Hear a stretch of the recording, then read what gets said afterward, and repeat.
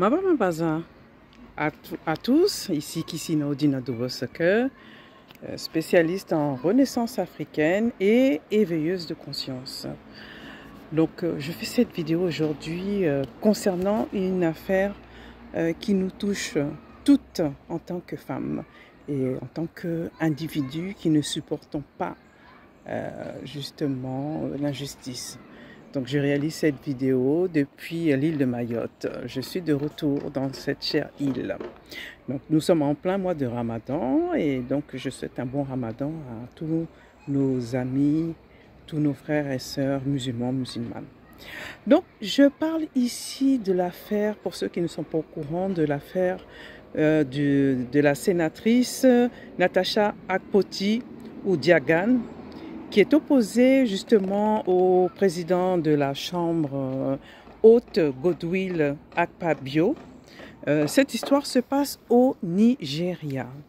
Donc je vous relate l'histoire. Donc c'est une sénatrice qui est extrêmement belle, intelligente, et il s'est avéré que de la part de ce président de la Chambre haute, elle était en visite chez lui avec son mari. Et donc, son mari était à l'arrière. Et elle était justement en train de marcher avec ce président de la Chambre haute. Et il lui a fait ouvertement des avances. Donc, je ne sais pas à quelle distance se trouvait son mari. Et étant gênée, elle n'a rien dit à son mari. Le soir même, son mari lui pose des questions. Est-ce que tu dois me dire quelque chose ? Et Natasha, étant gênée, n'a rien dit. Donc la situation je pense, a continué à empirer jusqu'à ce que Natasha décide de dénoncer ce harcèlement sexuel dont elle est victime. Et là, l'histoire se corse. Donc Natasha subit une forme de brimade, c'est-à-dire qu'un jour elle arrive au Sénat et justement on la déplace, elle veut s'asseoir à sa place habituelle, on la déplace sans ménagement en lui disant qu'elle s'assoit tout au fond, sans explication, étant donné que les sénateurs doivent être notifiés à l'avance par courrier. Donc c'est à ce moment-là que Natasha s'est rendue compte du fait qu'elle n'ait pas accepté les avances justement de ce même président du Sénat, que justement elle est malmenée. Donc elle décide donc de parler de ce harcèlement. Elle fait une pétition justement pour... Attendez, je vais mettre un peu à pause le temps que l'appel de la prière se termine. Donc là, c'était l'appel de la prière et puis c'est le moment de la rupture du jeûne.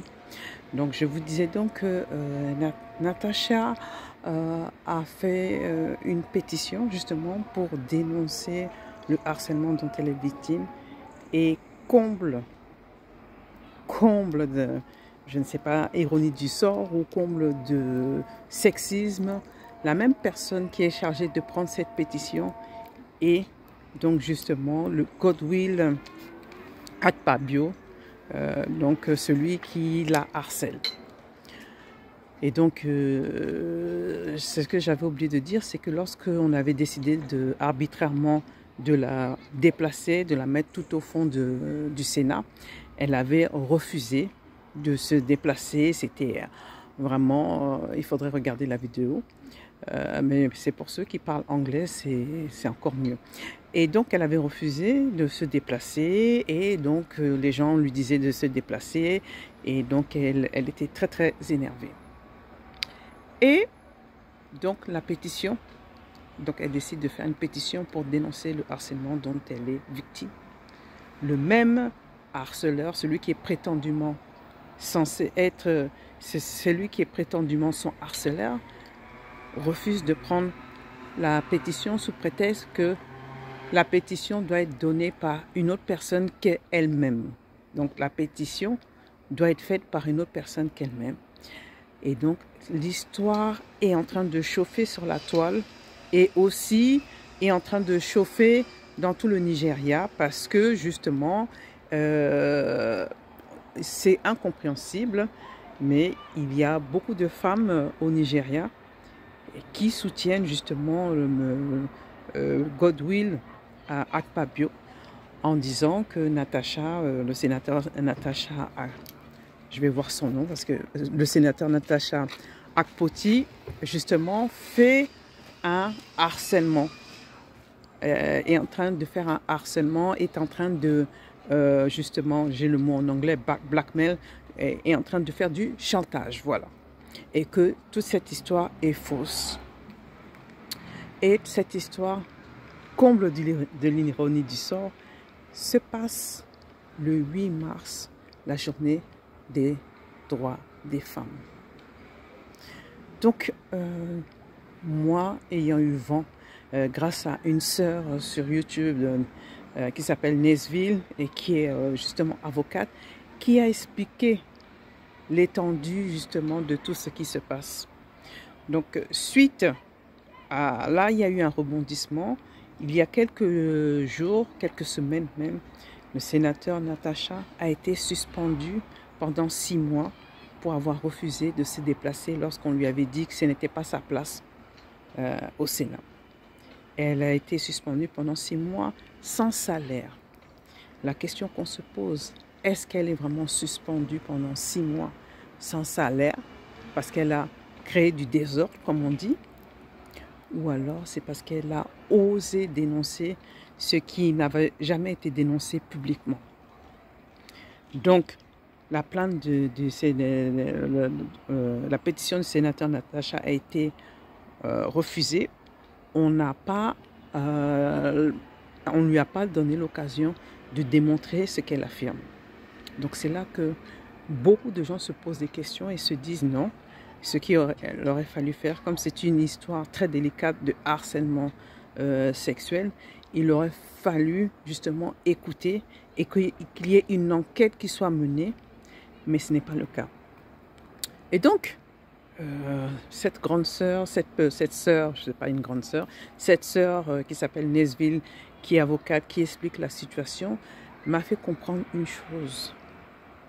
Le sénateur Natasha a été élu par des gens, elle représente une localité. Donc elle est suspendue pendant 6 mois, sans salaire, et pour être justement remise en fonction, elle doit présenter des excuses écrites.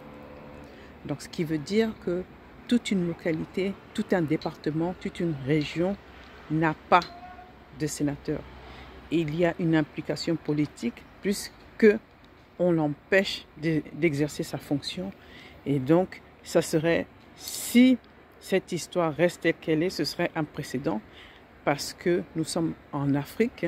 Il peut s'avérer que on puisse utiliser ce jeu politique pour faire en sorte que telle localité n'ait pas tous ses droits, ne puisse pas se défendre. Voilà. Donc, pour ceux qui sont à Mayotte, je donne comme exemple, hein, et imaginons que le maire, justement, de l'abattoir, là où je vis, ait des problèmes avec le préfet et qu'il soit suspendu. Donc, toute la localité de l'abattoir se retrouve sans maire. Nous ne pouvons plus rien faire. Nous n'avons aucune aide. Voilà. Donc, c'est ce qui pourrait se passer. Et s'il s'avère que, justement, prétendument, hein, donc c'est que justement la personne qui aurait suspendu le maire de l'abattoir serait, par exemple, de Pamandzi. On sait que ces deux localités, il y a justement un peu d'animosité, un peu de rivalité. Ça pourrait être un jeu. Un jeu. Donc là, maintenant, donc je reviens à nous, là, le soleil commence à décroître. Je reviens à nous, justement, donc dans la spiritualité africaine, plus précisément dans la science chaotique. Qu'est-ce qui se passe? Je vais décrypter ça de manière méthodique Donc ce qui se passe, c'est qu'il y a une lutte justement entre le masculin et le féminin. Donc l'énergie féminine semble, je dis bien semble, être bafouée à travers Natacha, le sénateur Natacha. Et j'allais oublier, le sénateur Natacha, pendant sa suspension, n'a plus le droit d'utiliser son titre de sénateur. Et pourtant, il s'avère qu'elle est toujours sénatrice ou sénateur, je ne sais pas comment on le dit. Mais justement, Monsieur Godwill Akpabio a décidé qu'elle perdait son salaire et son titre en même temps. Donc le sénateur Natacha se retrouve être au cœur d'une lutte spirituelle entre l'énergie féminine et l'énergie masculine. Donc, elle semble être en mauvaise posture. Mais ce n'est pas du tout le cas. Il y a de puissantes déesses qui sont derrière la sénatrice. D'accord? C'est aussi une lutte spirituelle entre le mensonge et la vérité. Parce que bien que le monsieur Godwill Akpabio semble avoir toutes les cartes en main, ce n'est pas du tout le cas, puisque il sait au fond de lui que ce qu'il fait n'est pas bien.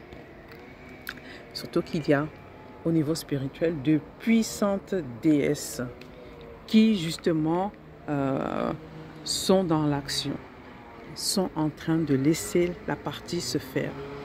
D'accord?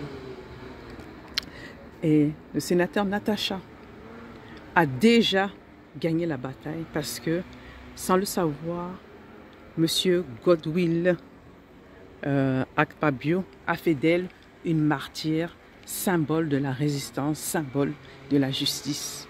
Elle a une renommée internationale et je vous garantis, et ça je le sais, que sa lutte a dépassé les frontières du Nigeria. Elle est même partie se plaindre aux Nations Unies. Donc, elle aura un titre bien plus grand que celui qu'elle a. Et donc là, il y a un proverbe, un Chaotisinas, de la science Chaoti, qui m'a été donné par notre chère déesse de la magie, qui est Numaza Aki Aba Abassi. Je répète, Numaza Aki Aba Abassi, qui signifie on ne joue pas une partie en une fois. Donc, Monsieur Godwill Akpabio pense avoir joué toutes ses cartes, mais c'est entièrement faux. Donc, je vous invite à suivre cela, puisque là, vous allez décrypter, vous allez voir comment l'énergie féminine fonctionne. On attend que la personne se trompe complètement avant que quelque chose ne se produise. Donc, tenez-vous prêts. Donc, si vous voulez justement avoir d'autres informations sur cette science chaotique, qui est une science occulte de l'Empire Kush, donc n'hésitez pas à me contacter. Et donc, n'oubliez pas, donc il fait vraiment sombre là, regardez les belles lumières derrière moi. N'oubliez pas de liker cette vidéo et de la partager. Donc, je vous remercie et puis je vous souhaite un très bon week-end. À bientôt.